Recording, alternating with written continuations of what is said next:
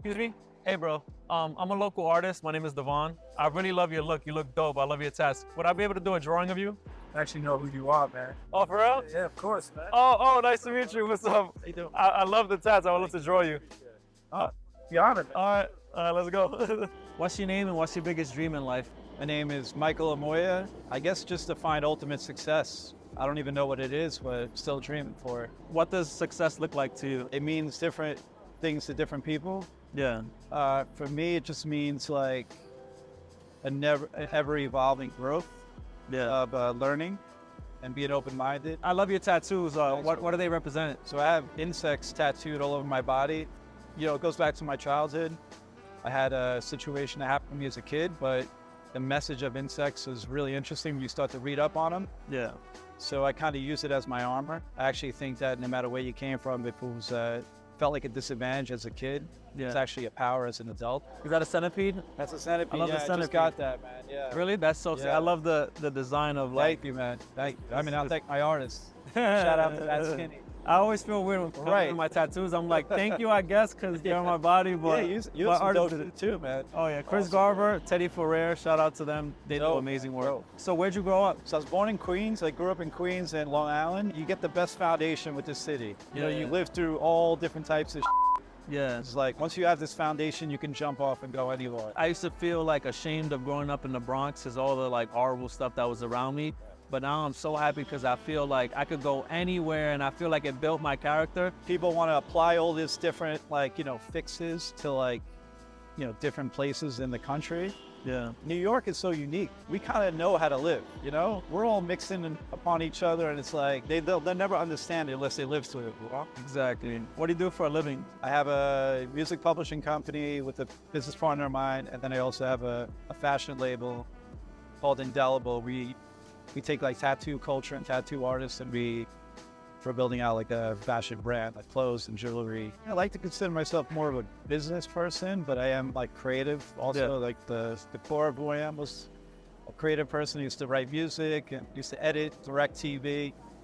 But then I wanted to kind of take control of my life a little bit. And you know, the story goes, right? If you want to actually make a living, you gotta learn business, right? Yeah. Or get the right people around you. So I find the creativity in business now, and I kind of really get a kick out of it. So What made you want to start your own business?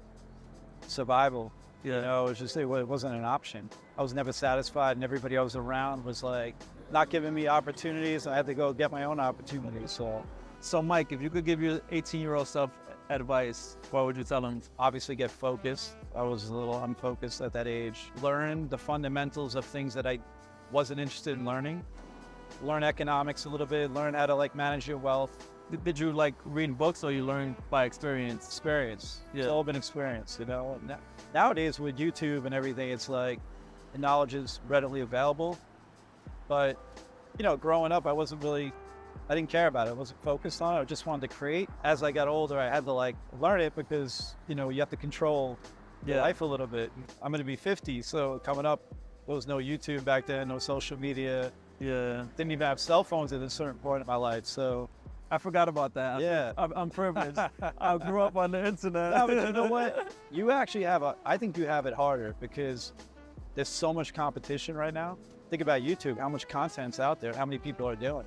This is not a complaint because this is a luxury thing, but like 3 years ago, my TikToks would get like 50 million views each because there was way less people on the app. Right. Now that it's so hot, all content creators are competing. So you're basically competing for views. Exactly. So you're sharing.